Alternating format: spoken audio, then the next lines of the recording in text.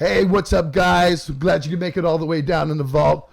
This is a real special one for me. I'm going to review a show, and actually it's not even a review. It's basically my opinion on what happened this weekend in the Bay Area. I'm sure that a lot of you metalheads did know, but maybe some of you don't, that the legendary thrash metal Bay Area thrash metal band Vio-lence formed after, I don't know, probably it's been 20 years at least since they've had an actual Vio-lence show. And they reformed, and they played at a place in Oakland, California called the Metro. And I'll have to say this, if anything felt like Ruthie's Inn that night did, at least this weekend, I went on the Saturday show. They played Saturday and Sunday, and I'm going to say it was on point.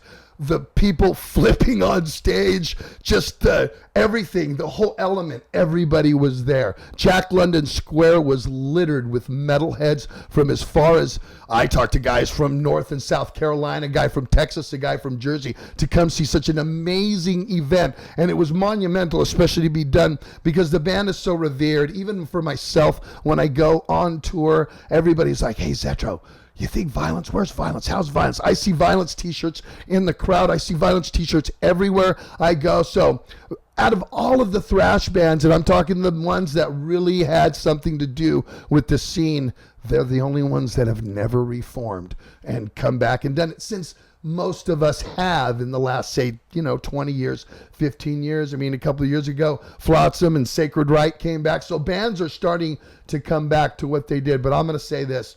I was just a kid in a candy store, and from the vantage point that I had, because you couldn't stand in the crowd. The minute Vio-lence started, the people went out of the bar area. You couldn't even get to the side of the stage to walk out. And the crowd was so violent and singing every word. Sean didn't have to sing, and that's another thing. Everybody was wondering, how's Sean? Sean was fucking on point. I mean, unbelievable. Stage presence, commanded like he used to. His vocals were top notch. It was like he left right off where they stopped right then 20 years ago or however long it was. Perry. I got the vantage points of standing behind Perry. I asked him before them, hey man, have you been practicing? He's all, no man, I'm riding my dirt bike. So he told me he hadn't been playing up until this stuff happened. Absolutely in. I watched every cymbal accent. Didn't miss a beat. Dean banging his head up and singing the words. I mean, every backup was right there. Filthy looked like he was a kid in the candy store. This guy was, I could see him singing, yelling back at Perry, not to fuck up. It was great. Laughing there. Just everybody was having a good time. It was absolutely amazing. And to close it out, hey, he's no slouch. Ray Moses Vegas, he was the man. He rocked out really fucking hard. Oh no, yeah! Like down this ramp, man? Down the ramp, dude. Look! In the vault. What's happening, dude? How you doing? This is sick. How was your trip down? Did you, Spider didn't fuck with you, did he? Fucking Spider, man. What's going on with the Spider? Me and the Spider guy, we got a thing here. I don't fuck with him, and he don't fuck with me. He fucked me up. Did he? Did he look down? Yeah, okay, we'll have to talk with him. Anyway, thank you for coming in, everybody. Man. Phil Demmel from Vio-lence. Good to have him in the vault. So hey, magical night the other night, dude. And I mean, like I was telling all the viewers, I would have to say that show looked like Ruthie's Inn.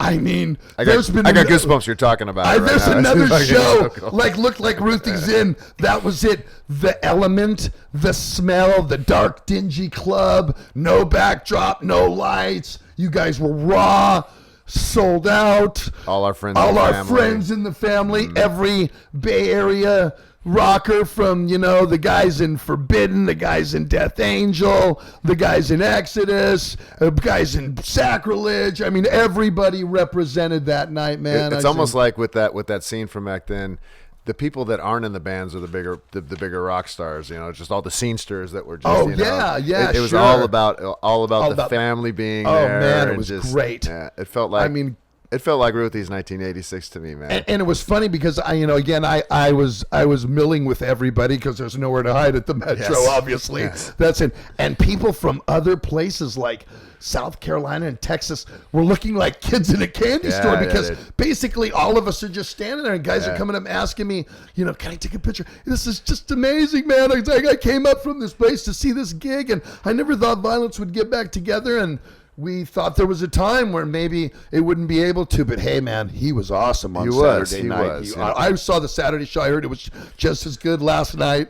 It was different. Yesterday, it was a matinee. When I booked these shows, we did the Saturday night, and they went in like 4 hours. The tickets went in like 4 hours, and I was asking the dudes, I said, thanks for everybody to subscribing and coming into Zetro's Toxic Vault. I'm having so much fun with all of you.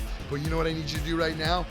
Go over to Exodus and subscribe to their YouTube channel. Then you will have everything Exodus. Is the Friday open? No, the Friday wasn't open. So I said, the Sunday's open. We could do the Sunday. And I was just thinking, fuck, Sunday night after a Saturday night. Let's do like a matinee show. Let's do an afternoon so we're done by 7 or 8 o'clock. People that are flying in can, get out of there. Sure. And it was a different vibe it was a different energy. It was great. Yeah. On the Sunday, it was harder for us because we had just played our hearts out the night before, Got maybe 6 hours of sleep with all the maybe hoopla. 4.5 because I have a 2.5-year-old at home. That's so right. That's right. But I was seeing the posts the next morning because me, I get up early, and there were like posts from after the show saying, wow, absolutely fucking amazing. Just think, in 12 hours I get to do this again. And I'm like, that's right. They're playing a day game tomorrow. I forgot about that. Insane, damn. Yeah. But it was great. Tell everybody who who doesn't know Vio-lence, if you haven't, you're just watching my show and you haven't, give us you started in 86, right? 85? Yeah, band started in 85. First show was June 1st, 1985. We played a party like right around the corner from your house. That's amazing. Rick Miller's party. Amazing. Sanchez's party. Paul Sanchez's party. So June 1st, 85. I mean, it was Eddie Billy, Chuck's brother, and me and Perry and Troy Fua, who was at the shows. I don't know if you saw Troy. I did not see. Yeah. No Troy way. Was there. We had a singer. His name was Jerry Burry's back. Yeah, so we see Jerry every time he's in Minnesota. So we got Ed had to leave. Dean Dell came in on bass. Jerry left. We brought in Sean. Eventually Troy. Remember, I sang for you at the Rock on Broadway. You sang in with that us. transition. You One did. show. did. I sang for Vio-lence. One show. We opened. We played with Heathen. We closed the show, and everybody pretty much left after Heathen played because they didn't even know we were playing. So we're playing in front of our friends. That was remember Bailoff was the promoter at that time? Yes, Paul Bailoff was also a promoter at the club. That's for another story. Yes. Anyway. And then so we get signed, or Rob comes in, plays guitar for Troy. We get signed, we put a record out. Eternal Nightmare does great. Awesome debut. Yeah, you played with us at the Stone with Fuhrer, right? Yep. Wasn't that in 86? Yes, November? that was 86. Or something like that? You would know that, right? Yeah. Yeah. We got the that's right when we got the brick logo. Right, the brick logo. Yeah, because I remember that poster. It's around here somewhere. It's like Exodus and Fuhrer on the bottom. Right. Yeah. So that was one of our big support slot. We opened for Creator and Voivod when it came through, and we were opening for all the national acts. Put out a second record in 1990. Did pretty well. What probably killed the band was firing Debbie Abono before the record came out. Yeah. And she was friends with our booking agent and the label, and she was friends with everybody in the industry, and they were just like, oh, well, Debbie's not with you guys, so Well, I'm actually going to do an episode on managers, and I'm going to do people. If you don't know who Debbie Abono is, I'm going to do an episode on Debbie, and she deserves it because she actually. There's a lot of bands that Debbie Abono have to win. But anyway, what do you mean you haven't ordered your Zetro's Toxic Vault t-shirt yet? Get it. GrayhavenMedia.net. Get it now. So we thrash kind of goes out, the grunge is coming in, and our third record, Nothing to Gain, kind of gets shelved by Megaforce, and they're, Johnny C's trying to tell, yeah, we need to go a little more in a commercial direction, and blah blah blah blah, and we're just like, fuck, we're a thrash band, Sean's trying to sing, and it's just, he's not a singer, No. He's a vocalist, and yeah, so we just confused kids that still want to be in the industry, and it's just like, right, it just didn't happen. Well, we all came out around 93, right? Yeah, Force of Habit. We all got, there's a year there where just metal just went down the drain. And I remember you and I listening to you played Force of Habit, and I played Nothing to Gain, and we were both kind of like, a couple good tunes on there, or just fucking Chrysler plant, here we come, and that happened. So. But what was it like now getting back? I mean, because this was, I'd have to say, again, other than Rob coming back, this is goddamn. This was the original Vio-lence on stage, down and playing Eternal Nightmare from top to bottom. I mean, I had shivers when you guys started, man. It was like, whoa, the first fucking note Eternal is Nightmare. Right. Well, we actually, when Ray replaced Rob, we were still played for about 5 years or so. Yeah. And that's actually the amount of time that Rob's been in the band. So Ray was in the band as long as Rob was previously.